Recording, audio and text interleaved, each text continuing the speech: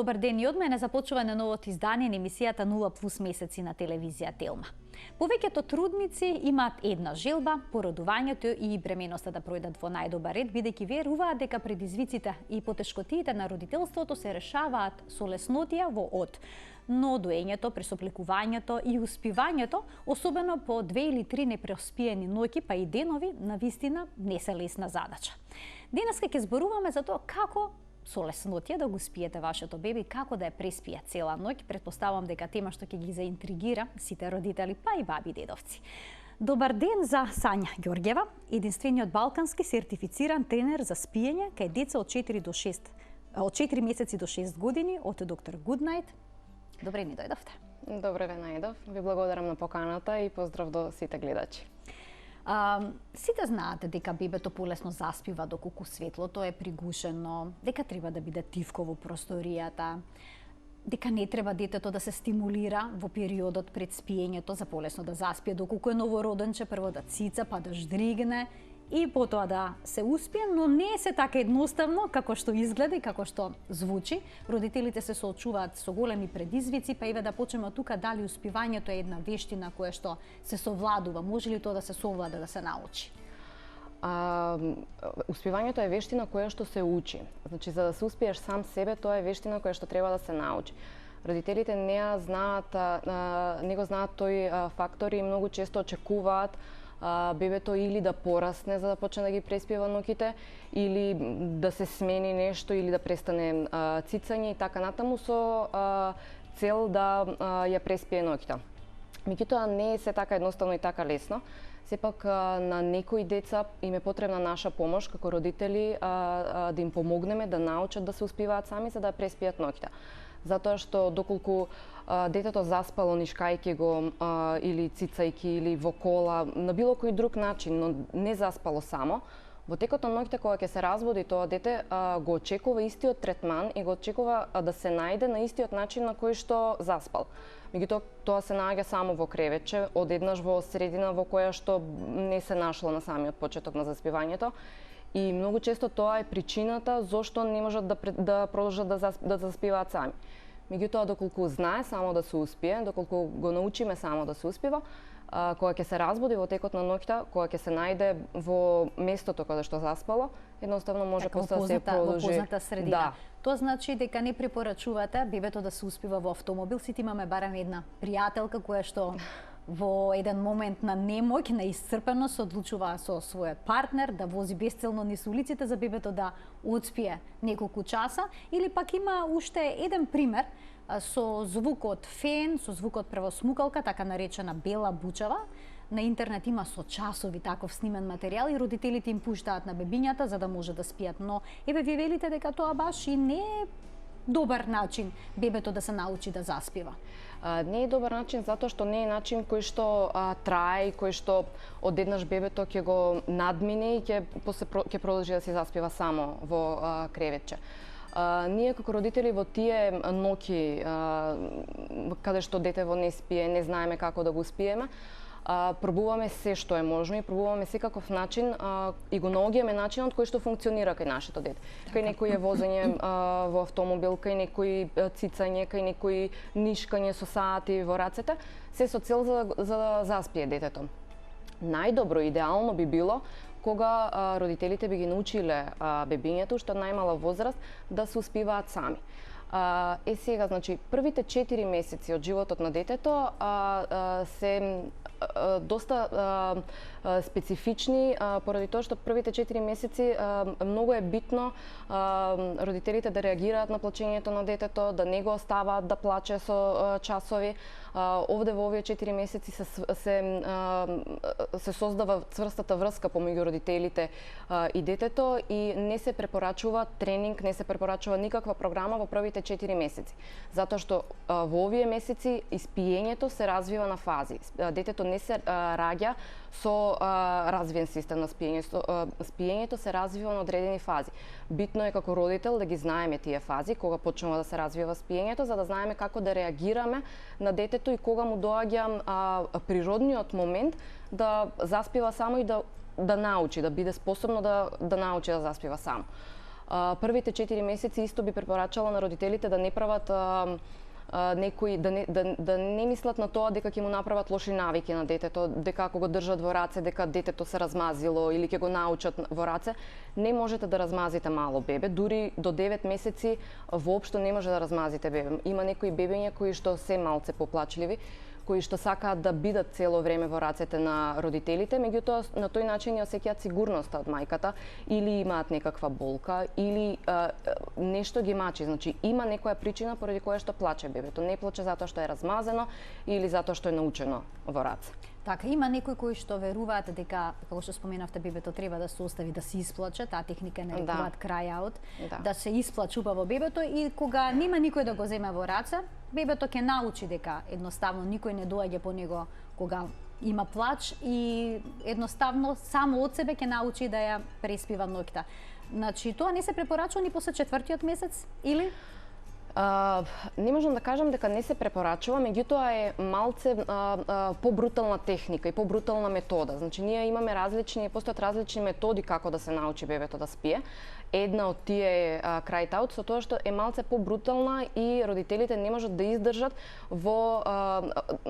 да издржат целата таа рутина, затоа што ако веќе сте одбрале некоја рутина на која што или метода по која што ќе го заспивате вашето бебе, ако сте одбрале дека ќе го заспивате по методата cry out, тогаш мора да издржите до крај доколку сакате да успее.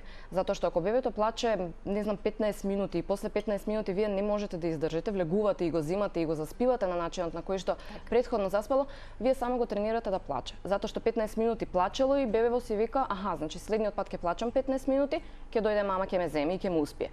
Следната ноќ кога ќе се проба рутината, тогаш тоа дете ќе плаче многу посилно, многу погласно и многу подолго од тоа што плачело претходната вечер, затоа што не им даваме јасни знаци што сакаме од нив. Дали сакаме да заспие само, дали сакаме да го земеме или едноставно ги буниме и не знаат што да направат.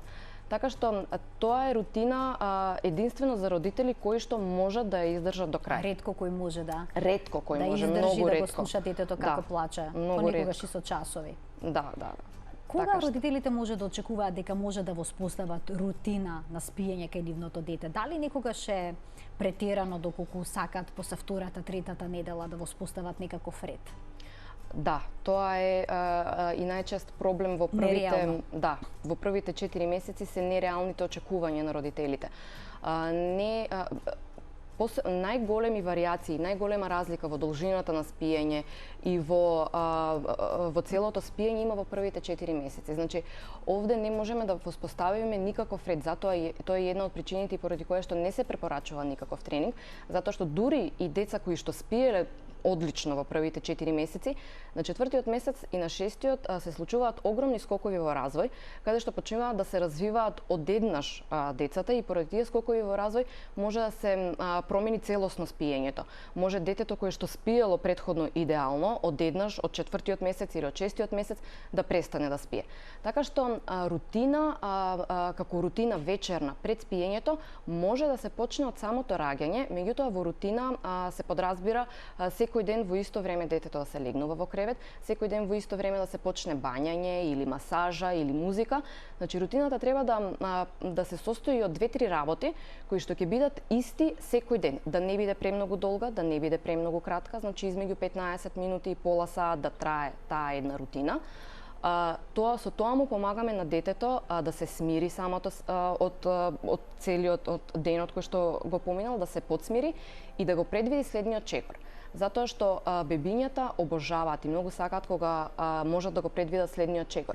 Со рутината буквално тоа им го овозможуваме. Значи ако сме почнале рутина бањање, па масажа, па пиење млеко, па кревет, они многу добро ќе знаат дека после масажата ќе го испијат млекото и идат во кревет. На самиот тој начин ги припремаме да заспијат. Од друга страна, редоследот на спиењето и кога можеме да очекуваме децата да почнат малце повише да сврзуваат, дури во 8-та недела почнуваат да разликуваат дењи и ноќ. Значи, 8 недели ако детето не спие во текот на ноќта е сосема нормално. Иако знам дека може да ги излуди родителите, не знаат што да му направат, но е нормално, не значи дека нешто му фали на тоа дете, туку едноставно не може уште да ги разликува, да прави разлика помеѓу ден и ноќ. Значи, во 8-та недела од прилика почнува да се развива спиењето и почнуваат некои деца да сврзуваат по 4 до 5 сати околу 8-та недела во вечерно спиење. Денското спиење се средува малце покасно. Почнува околу 12-та недела, кај некои деца, значи дури до 6 месеци воопшто не е средено денското спиење и не може да се фати рутина, не може да се фати ред во дневното спиење. Така што доколку децата до 6 месеци спијат по пола сат или спијат на неопределено време, не треба да се и тоа да се смета како проблем, тоа е сосема нормално. Од прилика околу 6-6,5 месеци почнува да доаѓа во ред и дневното спиење. Тука би можеле да ги вклучиме и гледачите со нивни прашања. Денешниот водич за ненаспани родители би требало да даде многу одговори. 3076-677 е телефонскиот број на телевизија Телма. Слободно можете да се вклучите во програма и да побарате решенија на некои од вашите проблеми поврзани со неспиењето навечер и ваше и на вашето дете. Кога веќе споменавме дневно спиење, колку часови всушност би требало или минути, колкава би требало да биде должината на дневниот сон кај децата, бидејќи некога се случува тие предолго да спијат, па потоа навечер да бидат будни? Се зависи од возраста на детето. Веќе почнеме од самото раѓање. Обично новороденчињата спијат измеѓу 13 и 16 сати во текот на денот, што значи дека буквално цело време спијат. Сега можеби ќе се разбудат, меѓутоа обично не можат да бидат будни подолго од саат време. Како растат, целото тоа прозорот колку време се будни, колку време има од едно до друго спиење се зголемува. Значи до 6 месеци од прилика заспиваат на секој саат и пол, со тоа што должината на дремката е различна. Кај некој е пола саат, некои спијат по саат, некои по 2 сати. Пак ќе кажам, до 6 месеци не можеме да воведиме некој ред. Од 6 до 9 месеци идеално би било и се препорачува да спијат 3 пати на ден, со тоа што првите 2 дремки да бидат по саат и пол или 2, значи вкупно првите 2 дремки да бидат 3 или 3,5 сати и да има трета опционална дремка, мала дремка која што ќе трае околу 30 минути или 45 минути. Од 10 до 12 месец спијат 2 пати на ден, со тоа што третата дремка веќе се отфрла, спијат 2 пати на ден, по саат и пол, саат, зависи. Значи, измеѓу двете дремки вкупно би требало да бидат измеѓу 2 и 3 сати. Навечер да спијат 11 или 12 сати без будење. После веќе двете дремки продолжува до отприлика 18 месеци. Од 18 месеци настапува една дремка која што на почетокот е по 2 сати, после тоа и таа се намалува. И значи се препорачува детето до 4 години да си ја задржи таа една дремка и да спие во текот на денот. Доколку некој дете ја отфрли дремката порано од 4-та година, се препорачува барем 45 минути во текот на денот да има време каде што ќе биде како мирно време. Значи ние го викаме, значи дали ќе чита само книга, ќе бидат исклучени телевизија, едноставно ќе мирува, ќе прави нешто што ќе подразбира дали ќе си раскажуваат приказна со родителите, било што да му се обезбеди 45 минути минимум мир. Да. Имаме гледачи на линија, денешната тема е многу провокативна за повеќето наши редовни гледачи. Добар ден, повелете. Добар ден. Во програма сте, повелете. Ви благодарам многу, значи ме пратиме цело време. Денеска баш не иритира вашата тема, затоа што девојчето ми е година и 2 месеци. Не спиеме во текот на ноќта воопшто мирно, значи спиеме со превртување, со целосно во низиното кревеќе воопшто не можам да ја заспиам затоа што не спие мирно, значи цело време спие кај мене, за да колку толку барем јас имам некој континуиран сон во текот на ноќта. Сега дали се работи затоа што детето е активно преку цел ден, значи е многу активна и спиење, дневното спиење и од прилика можеби сат време од 2 дневно да споиме сат и пол време, една дремка дневна. Така. Дали се работи за активноста на детето, дали се работи што се навикнало со мене, меѓутоа не можам јас да ја преспиам ноќта ако не ја земам со мене. Така и ова еден чист проблем на родителите. Ова е континуиран проблем неколку месеци, значи не е ако е за заби, значи во ред вадиме заби, меѓутоа не се толку проблем забите, затоа што гледам дека не е се толку проблем забите, е спиењето почесто проблем. Ви благодарам што се вклучивте во програма. Ви благодарам и вас. И сега само не ја сватив господјата дали станува збор уште од самото раѓање, дали е проблемот или од сега. Меѓутоа, за таа возраст едно спиење во текот на денот е премногу мало, што значи дека можеби детето е премногу уморно во текот на ноќта. Многу е битно исто кога заспива. Значи, посебно за таа возраст се препорачува навечер да не заспиваат покасно од 8 сат, што значи дека во отприлика 15 до 20 минути им се потребни за да заспијат. Значи дека во 7:45, 7:30 веќе треба да е во кревет, да. И детето за да заспие до 8 сат, затоа што како што кажавте, има една дремка. Јас претпоставувам дека периодот од завршувањето на едната дремка до ноќното спиење е подолг.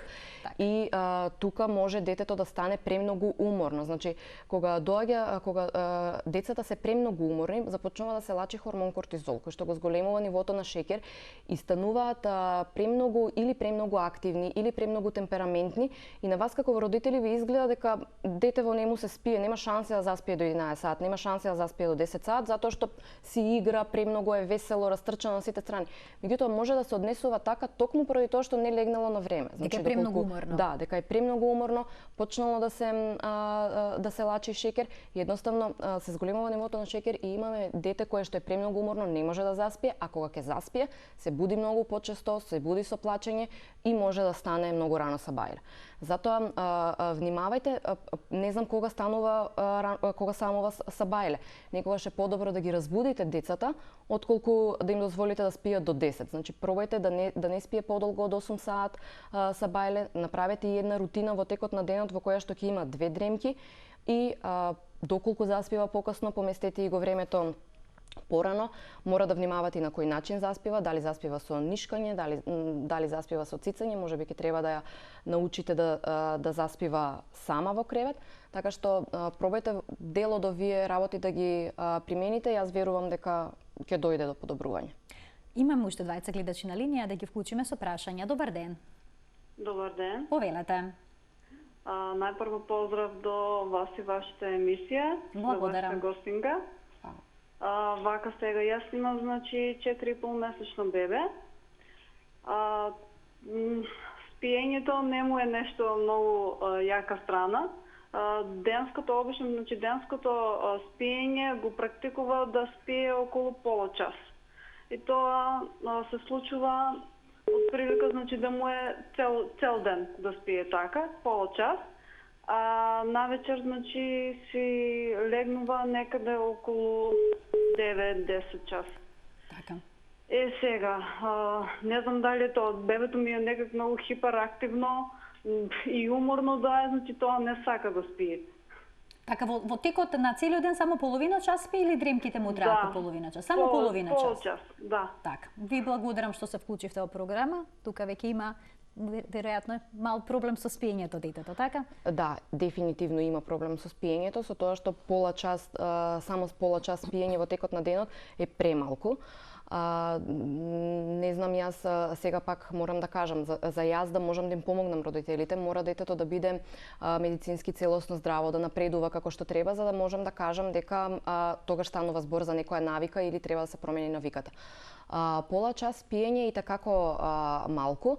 Јас би препорачала да внимавате детето кога ќе спие, пробувате да го заспивате на секој саат, дали со нишкање, дали пробувате на било кој начин, можете посебно во овие месеци, посебно во текот на денот, пробувате на било кој начин да го заспивате само за да почне да спие. Дали со нишкање, дали со цицање, дали во количка, првите неколку месеци буквално ни е битно во текот на денот само да спијат. Да. Исто така може да не знам колку е активен во текот на денот, колку бучава има околу него. Првите неколку месеци е многу битно децата да живеат во средини каде што се помирни, да нема многу луѓе околу него, затоа што они сето тоа што им се случува во текот на денот, они го преживуваат во текот на ноќта. Затоа е најдобро да биде опкружено со помалце луѓе, со поблиски луѓе, да биде во една посмирена средина и да му воведете рутини и дури и во ноќта. Гледајте да не го заспивате покасно, за толку мало дете и толку што не спие во текот на ноќта, дури може би и 7 саат навечер, гледате тогаш да го заспивате, воведете му некоја рутина во текот на ноќта и во текот на денот направете се што би можеле да направите само да заспие, без да мислите на тоа дали ќе му направите некоја лоша навика или не. Така. Ајде да го вклучиме и последниот гледач за денеска. Добар ден, повелете. Дали се слушаме? Ало? Да, се слушаме, на линија сте. Повелете, во програма сте, кој е вашиот проблем со спиењето, со вашето дете? Значи, моето бебе е 14 месеци. Така. 16 месеци, година и 4 месеци имаме. Стануваме од Завајле во 7:30, претежно 7:20, 7:30 е станат. Активно е до 11:30, спие саат и пол до 2. Потоа пак преспива, значи втора дремка има од 5 попладне до 7 од прилика. И навечер ми заспива 10:30 до 11. Тој термин. Сега, навечер бебето кога ми спие, ми се разбудува претежно 2 до 3, некогаш знае 4 пати да се разбуди. Некогаш ципа, некогаш само ќе го замишам и ќе си продолжи да спие. Минативе 2 ноќи се спие цело време, се станува само еднаш стана. Так. Сакам да знам што е проблемов. Така. Ви благодарам што се јавивте, што се вклучивте во програма. Како што видов, бебето станува 7-7:30, тоа е реално идеално време за станување, меѓутоа првата дремка му започнува малце покасно, во 11:30. Значи, пробајте да го заспиете детето пред 11:30, значи веќе до 10:30 саат да биде најкасно заспано, односно 3 сати откако ќе стане, во време од 3 сати детето треба веќе да биде заспано, затоа што после тие 3 сати почнува да се случува она што го кажав пред малце, зголемување на нивото на шеќер и така натаму. Дневното спиење е тесно поврзано со ноќното спиење. Ние кога работиме програми за децата, на нас не е многу битно да воспоставиме правилен ред во текот на денот, да не бидат будни повише од 3 сати, да спијат доволно за да можеме да средиме ноќта. Така што кај вашето бебе јас би дефинитивно би му го поместила целосно распоредот малце порано. Значи првата дремка да започнува порано, со тоа што ќе завршува порано, ќе започне втората дремка порано. Почетокот на втората дремка во 5 саат е премногу касно, до 7. Значи, во 7 саат веќе обично би требало да почне рутината и ноќното спиење. Да, детенцето се буди во 7 и после останува будно до 10 до 11. Пробајте да ги смените тие неколку работи, значи да му го вратите малце редот порано и може и уште одма да добиете резултати кај детето, да видите дека во текот на вечерта ќе се буди и поретко. Да. Така. Сања, ви благодарам што бевте дел од Нулен Плюс. Има уште навистина многу работи за кои што би можеле да зборуваме, но тука мораме да го заокружиме денешното издание, бидејќи тука завршува денешниот термин. Вас, гледачите, може да ве најдат на Доктор Гуднајт на Facebook или drgoodnight.mk. Може да ми се јават на телефонски број 078-225-365 за сите заинтересирани да им помогнеме да ги остават непреспаните ноќи во минатата. Јас се надевам дека повторно ќе бидете наша гостинка и дека повторно ќе најдеме решение на некои вакви проблеми на родителите кои што се ненаспани. Со задоволство. Ви благодарам. Ви благодарам што не следевте и ви посакувам мирни денови и убави преспани ноќи. Пријатно.